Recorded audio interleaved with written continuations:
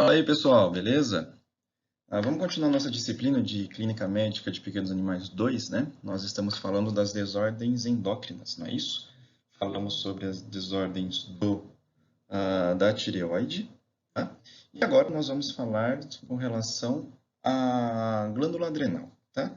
Então, com relação à glândula adrenal, nós vamos falar agora sobre o hiperadrenocorticismo, tá? Que também é chamado ou é conhecida como síndrome de Cushing, beleza? Então, o objetivo da nossa aula de hoje é entender a fisiopatologia, né? Desculpa, fisiopatogenia da nossa doença, dessa síndrome chamada de síndrome de Cushing, beleza? Para relembrarmos ou para entendermos isso, nós precisamos novamente compreender o eixo hipotálamo, hipófise, glândula adrenal. Então, o que eu já peço para vocês?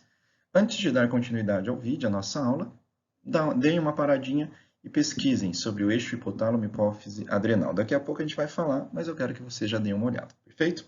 Então, vamos começar. Então, tá aqui, né? Ó, síndrome de Cushing ou hiperadrenocorticismo. Primeiro, por que Cushing, né? Porque o médico que descobriu ou que identificou esta patologia, essa síndrome, foi Harvard Cushing, ok? Aliás, ela foi descrita inicialmente, ou a primeira vez que ela foi descrita, ele era um neurocirurgião americano, né? E a primeira vez que ela foi descrita foi lá em 1932, tá? Então, quem descobriu foi Harvard Cushing, então por isso que recebeu o nome de síndrome de Cushing. Bom, vocês já lembram, vocês sabem por que é chamado de síndrome, né? O que é uma síndrome? E aqui está uma definiçãozinha, né? Olha só. Conjunto de anormalidades clínicas, por isso que é uma síndrome, certo? Então, tem anormalidades clínicas e tem anormalidades, olha só, laboratoriais também. Então, eu tenho várias alterações clínicas e várias alterações bioquímicas causadas pelo excesso do quê? Do hormônio produzido pela nossa glândula adrenal, chamada de cortisol, ok? E esse cortisol, no caso, ele é produzido pela região cortical. Nós vamos ver a nossa glândula adrenal, que ela tem região cortical e região medular. E esse cortisol, ele é produzido pela região cortical. Então, o excesso desse cortisol vai levar a essa síndrome, ou seja, a essas alterações clínicas e essas alterações bioquímicas no nosso paciente. Por isso que é chamada de síndrome de Cushing, certo? Então, teremos alguns eventos que vão levar à superprodução desse cortisol, que é o que a gente vai ver. E quem é esse cortisol, né? No caso, o cortisol, ele é produzido a partir do colesterol. Então, ele é um hormônio corticosteroide da família dos esteroides, ok? Mas espera aí, corticosteroide, eu tenho anti-inflamatórios também à base de cortisol, não é isso? São os nossos corticoides. É a mesma história? Sim, é a mesma história. No caso, o cortisol ele é produzido numa resposta ao estresse, né? E recebe esse nome cortisol porque ele é produzido lá na região cortical da nossa glândula adrenal. Então, aqui a gente está conseguindo visualizar a nossa glândula adrenal, região cortical, essa daqui que nós estamos circundando, né? Externamente nós temos a cápsula dela e internamente agora aqui nós temos a nossa região medular. Então, região cortical e região medular. No caso, o cortisol, ele é produzido na região cortical. Por isso que é chamado de cortisol. E se eu entender ou se eu lembrar, né, qual que é a função desse cortisol, fica mais fácil de nós compreendermos o excesso dele e o que vai acontecer no meu corpo, não é isso? Então, quais são os efeitos desse cortisol? Participa do metabolismo de carboidratos, participa do metabolismo de proteína, participa do metabolismo de gordura, tem efeitos anti-inflamatórios, por isso que eu tenho anti-inflamatórios esteroidais, que são os nossos corticosteroides, que são ótimos anti-inflamatórios, e também o cortisol participa de metabolização da glicose lá no fígado. Então, essas são as funções do nosso cortisol. Então, lembrem que nós estamos falando agora do hiperadrenocorticismo, né? Do excesso desse cortisol. Então, eu vou ter excesso de metabolismo de carboidrato, de proteína, de gordura e assim por diante. Ok? É desse jeito que nós devemos pensar a partir de agora, ok? Então, só relembrando vocês, né? Nossa glândula adrenal, ela está localizada no polo crânio, né, ou no polo superior desses rins. É chamado de glândula adrenal ou glândula suprarrenal, né? Adrenal porque ad, né? Próximo aos rins. E suprarrenal porque está localizado acima. Seres humanos que são bipedais, então, normalmente ela é chamada de suprarrenal, tá? Mas tanto faz, glândula adrenal ou glândula suprarrenal, está correta esta terminologia. Então tá aqui, né? Ó, nossa glândula adrenal, novamente, no polo superior ou polo cranial dos rins. Região cortical é essa que eu estou circundando, né? A partezinha mais externa é a cápsula e a nossa região ou nossa porção medular, tá? Então, a porção cortical é a porção que produz o cortisol, tá? Então, o hiperadrenocorticismo é o excesso dessa produção de cortisol. Então, novamente aqui para nós entendermos, né? Nossa região cortical é toda essa região aqui. E essa região cortical, ela tem várias, ou tem três divisões, né? Tem uma região glomerulosa, que é essa regiãozinha aqui mais externa, tá? Uma região chamada de fasciculata, que é toda essa região maiorzinha aqui, não é isso? E uma reticulada ou reticular, que é essa mais interna aqui, logo depois eu tenho a região medular. Olha só, cada uma dessas porções produz uma determinada substância. Região glomerular é responsável pela produção de mineral corticoide, ou seja, nossos mineralocorticoides, ou seja, a nossa aldosterona, tá? Essa porção glomerular corresponde a 25% de toda a região cortical. A região reticular, que é essa regiãozinha mais interna aqui, é responsável pela produção dos hormônios sexuais, tá? E essa região reticular corresponde a 15% do tamanho dessa região cortical, certo? E a região fasciculata, ou fascicular, que é a maior região da nossa porção cortical, corresponde a 60% do seu tamanho, é a região responsável pela produção dos nossos glicocorticoides, que, como eu já havia falado, é o cortisol. Então, notem que na própria região cortical, a camada mais abundante, que é a fasciculata, é responsável pela produção dos nossos glicocorticoides, ok? Então, para nós compreendermos, né, a nossa doença, qualquer doença endócrina, logicamente, eu preciso relembrar o eixo hipotálamo, hipófise, glândula adrenal, ok? Então, quando nós falamos de glândula adrenal, lembra que o hipotálamo produz o CRH, hormônio corticotrópico, né? Que vai estimular a minha hipófise anterior a produzir o ACTH, hormônio adrenocorticotrópico. Que esse ACTH vai até a região, até a nossa glândula adrenal e faz a nossa glândula adrenal produzir cortisol. Conforme eu tenho um aumento na produção de cortisol, olha só o que acontece. Feedback negativo para o hipotálamo, feedback negativo para a hipófise, consequentemente, eu paro de produzir cortisol. Então, esse é o eixo hipotálamo, hipófise, adrenal. Vamos imaginar também da seguinte maneira, os nossos glicocorticoides. Lembra que nós temos os anti-inflamatórios corticosteroides, não é isso? Que eu posso prescrever tranquilamente para os nossos pacientes. Agora, imaginem que o nosso paciente esteja tomando uma dosagem alta, esteja tomando essa dosagem alta por um bom tempo, ou seja, não, eu estou administrando de uma forma exógena o cortisol para este animal, ok? O que esse cortisol vai fazer? Feedback, esse excesso de cortisol, né? Feedback negativo para o hipotálamo, feedback negativo para a hipófise, consequentemente, minha glândula vai parar de produzir, porque nesse exemplo que eu dei, eu estou dando o comprimidinho, que é o nosso glicocorticoide. Então, vamos pensar da seguinte maneira.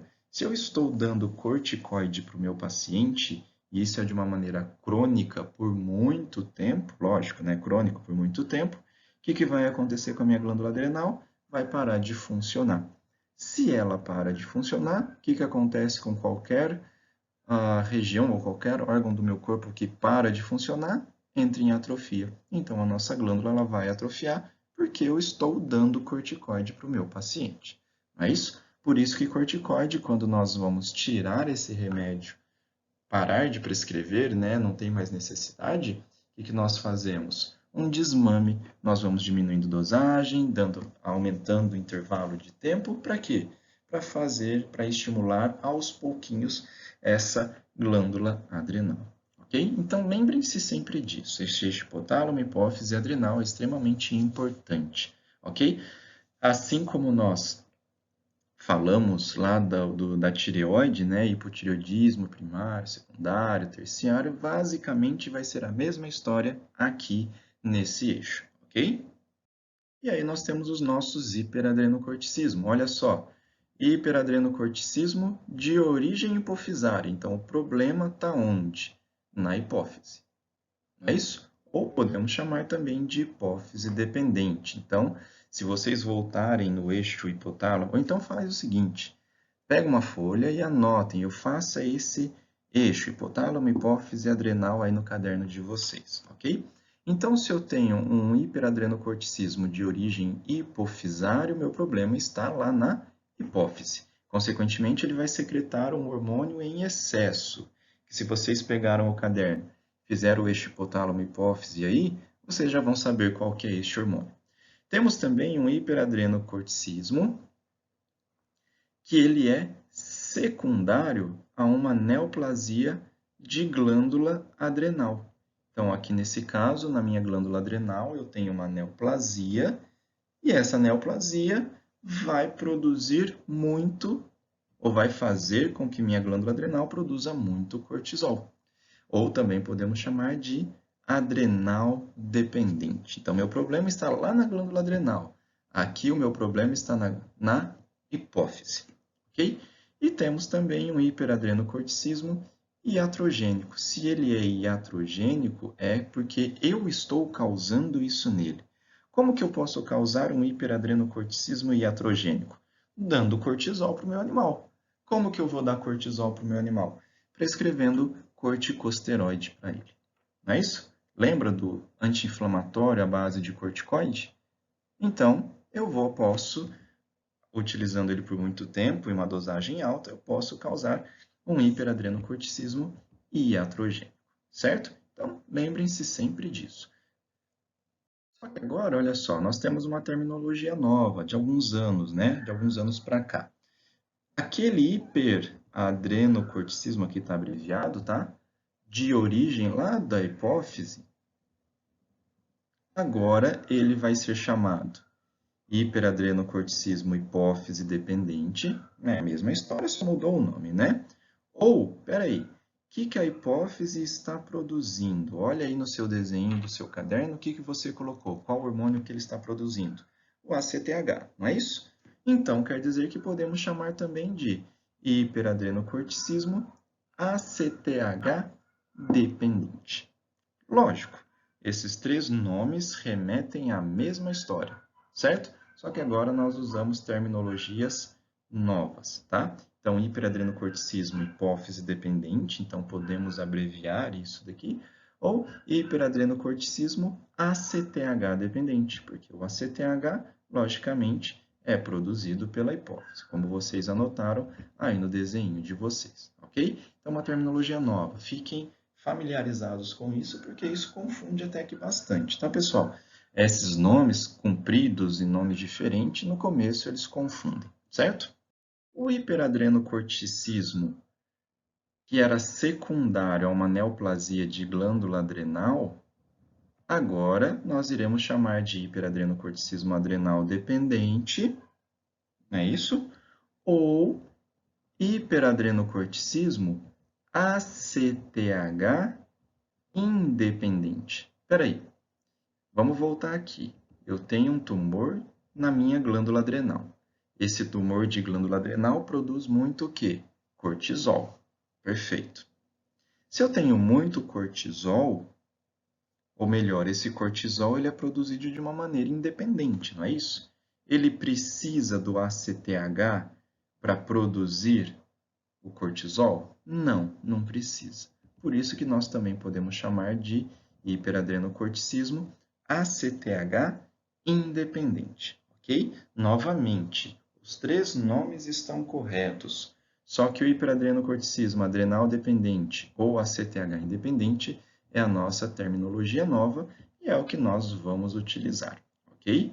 Então, olhem no desenho que vocês fizeram e é só observar que se eu tenho um tumor de glândula adrenal, eu não preciso de ACTH, é isso? E temos também, para dar uma confundida um pouquinho mais, um hiperadrenocorticismo iatrogênico. Peraí, se ele é iatrogênico, significa que eu estou causando ele, não é isso? Como que eu posso causar o hiperadrenocorticismo iatrogênico? Primeiro, vamos lembrar o que é um hiperadrenocorticismo. É uma síndrome com alterações clínicas e bioquímicas causada pelo excesso de quem? De cortisol. Mas espera aí, eu posso dar cortisol para o meu animal através dos nossos glicocorticoides, não é isso? Então, essa administração em excesso e de uma forma crônica vai causar essas alterações clínicas e essas alterações bioquímicas, por isso que ele é chamado de hiperadrenocorticismo iatrogênico, ok? E temos também um hiperadrenocorticismo alimentar, que aqui vai fugir a nossa regra, tá? Daqui a pouquinho a gente vai falar um pouquinho mais sobre o hiperadrenocorticismo alimentar. Tudo bem até agora, pessoal? Se não fizeram, peguem uma folha, façam o eixo hipotálamo, hipófise e glândula adrenal. Como nós temos duas glândulas adrenais, o que eu sugiro para vocês? Desenhem duas glândulas adrenais nesse eixo hipotálamo e hipófise, ok? Então, peguem lá o papel e desenhem isso daí. Então, tá aqui, né? Ó. Isso aqui é um resuminho de tudo aquilo que nós conversamos. O hiperadrenocorticismo típico, por que típico? Porque nós ainda também temos um hiperadrenocorticismo atípico. Mas vamos entender esse típico primeiro, depois a gente fala do atípico. Então, é caracterizado pela superprodução, né, pela produção excessiva ou administração excessiva de glicocorticoides. Se eu estou administrando glicocorticoides em excesso, consequentemente, eu terei efeitos no nosso organismo como um todo. Okay? E isso nós já tínhamos conversado, isso aqui é a mesma história que nós já tínhamos falado.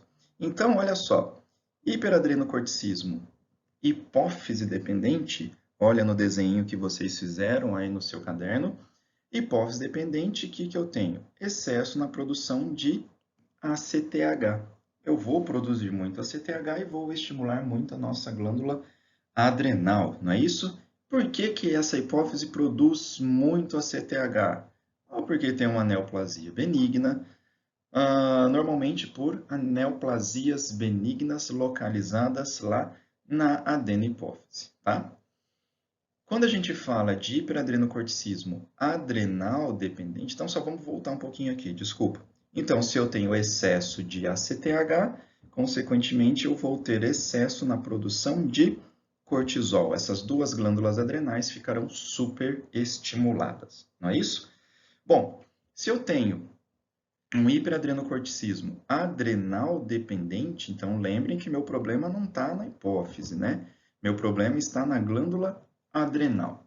Normalmente é por causa de neoplasia, ou melhor, é por causa de neoplasias também. Só que normalmente são neoplasias malignas, né? Um carcinoma, por exemplo, tá? Se eu tenho uma neoplasia de glândula adrenal, isso faz com que a minha glândula produza cortisol, consequentemente eu tenho excesso de cortisol. Não é isso?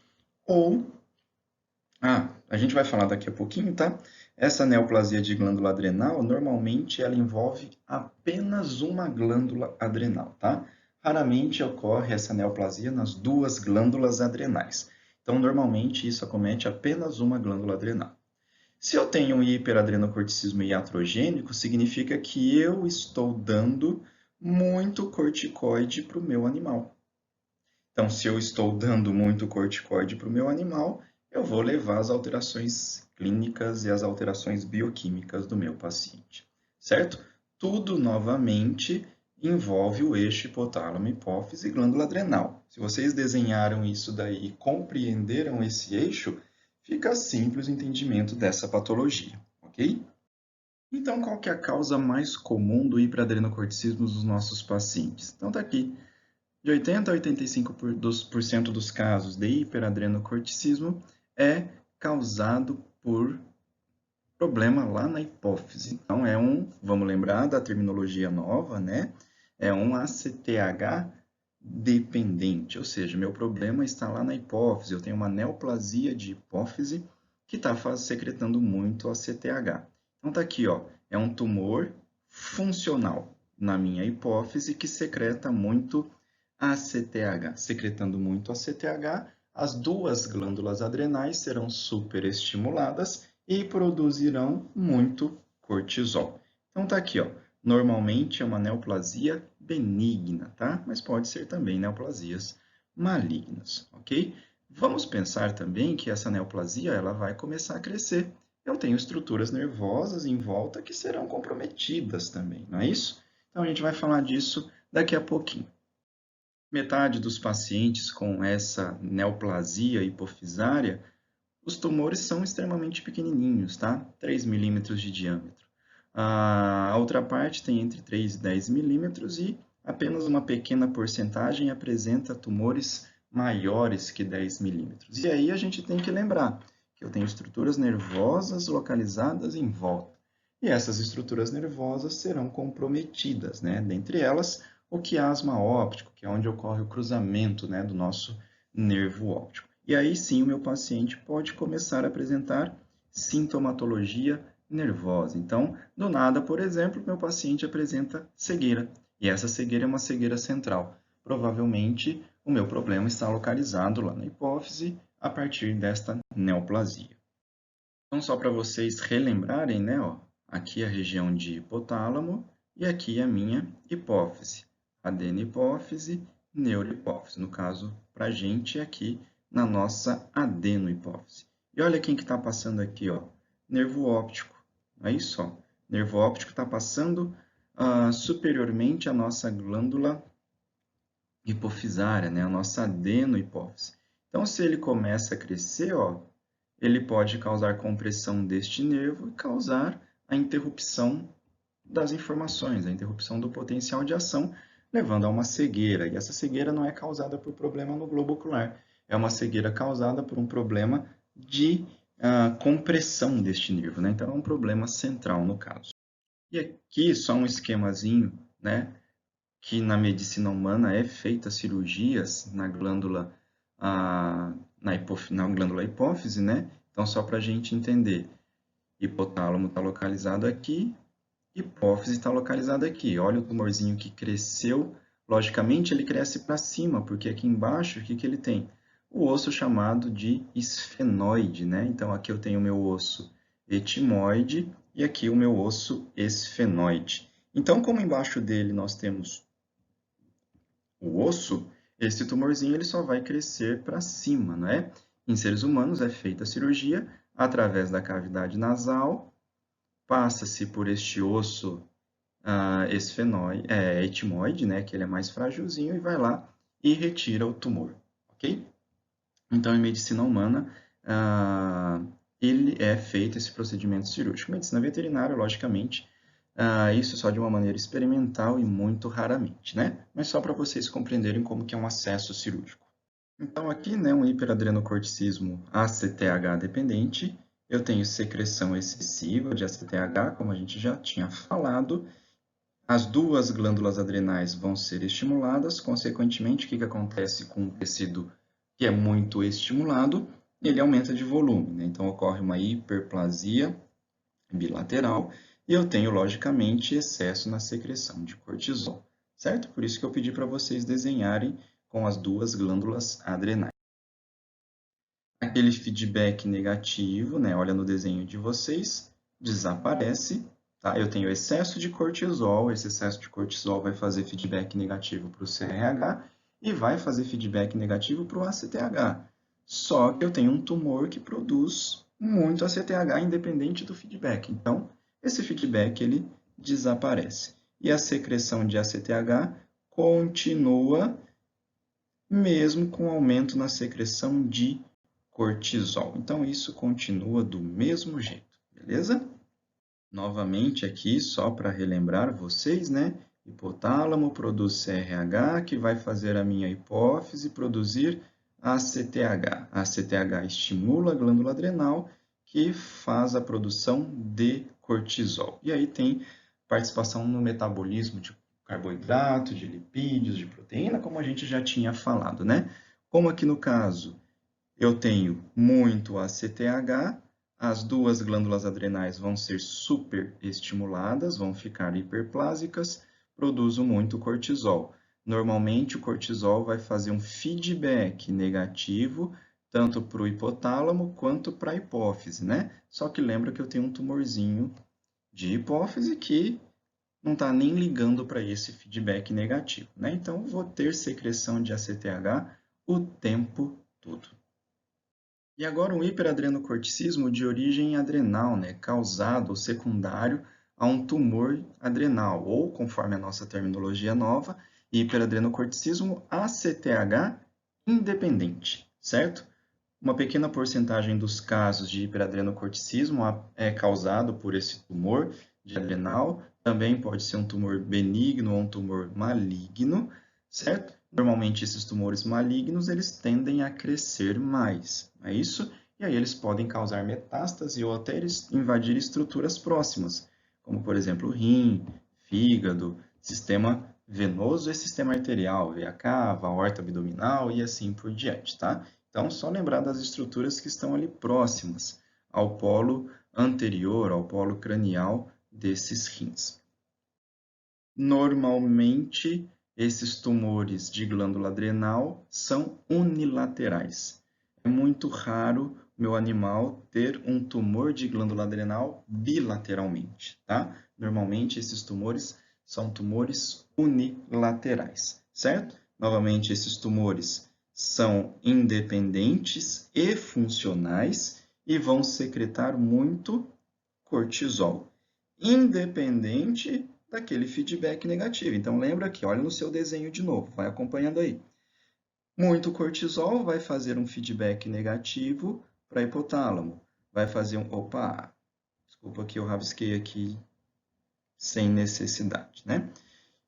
Vai fazer feedback negativo também para quem? Para hipófise, né? Então, fez um feedback negativo para a hipófise, teoricamente eu deveria parar de produzir cortisol. Só que lembra que esses tumores são independentes e são funcionais. Então, não estão nem ligando para esse feedback negativo e eles vão continuar a produzir cortisol de uma maneira excessiva. Então, a mesma historinha que a gente já conversou, né?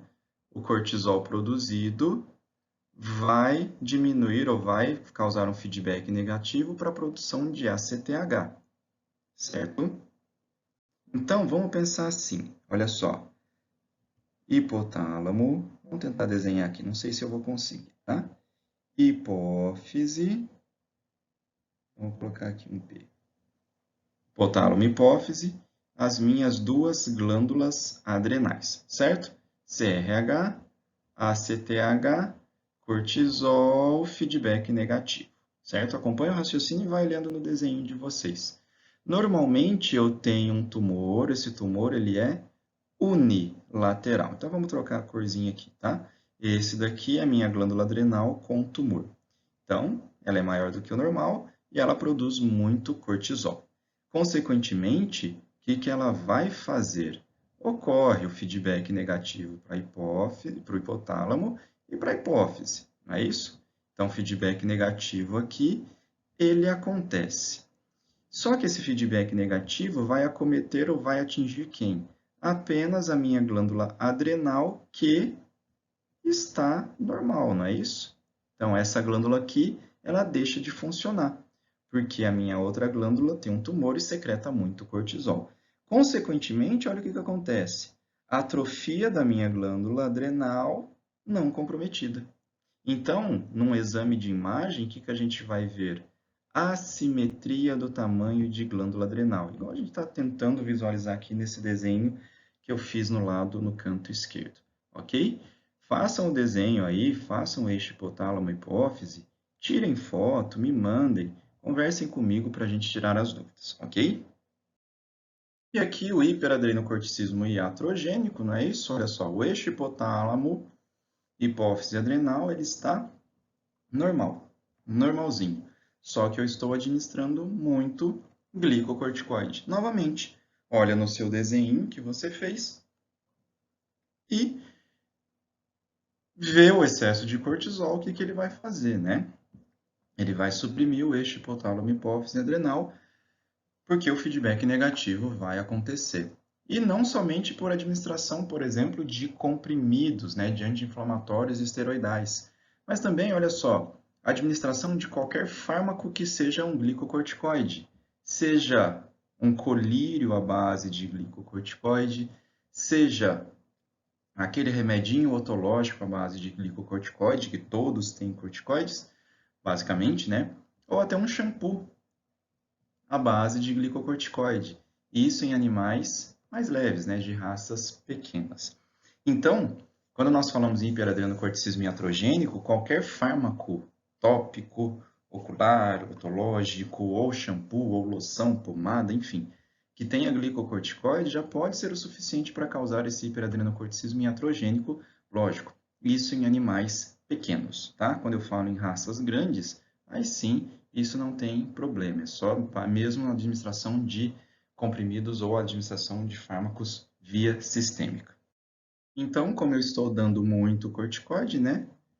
A administração excessiva do corticoide inibe o CRH lá no hipotálamo. Então, diminui, causa feedback negativo, diminui CRH, diminui a CTH, nossa glândula adrenal não vai ser estimulada, consequentemente, o que que acontece? Atrofia das duas glândulas adrenais, ou seja, uma atrofia bilateral da minha glândula adrenal, certo? E aí nós temos, para dar uma confundida um pouquinho na nossa cabeça, o hiperadrenocorticismo alimentar, que é causado por uma, ainda não é totalmente esclarecido, tá, pessoal? É uma dieta rica em proteínas, certo? No caso, os polipeptídeos, que eles vão gerar receptores, e esses receptores vão ser absorvidos, cair na circulação e vão lá na glândula adrenal e vão fazer que a nossa glândula adrenal produza cortisol. Só que isso, no caso, foi causado pela alimentação, ok? Então, só para ter uma confundida um pouquinho mais aí na nossa cabeça. Então, o objetivo da nossa aula de hoje era isso, né? Compreender a fisiopatogenia do hiperadrenocorticismo. E agora nós vamos entrar, ou já deixar um gancho para a próxima aula, qual que é a cara desse hiperadrenocorticismo? Quais são as alterações laboratoriais e as alterações clínicas que um paciente com hiperadrenocorticismo vai apresentar? Então, o que eu já quero que vocês façam? Procurem no Google Acadêmico, procurem em artigos, tem várias revisões sobre hiperadrenocorticismo. Deem uma lida em sintomatologia clínica, tá, pessoal?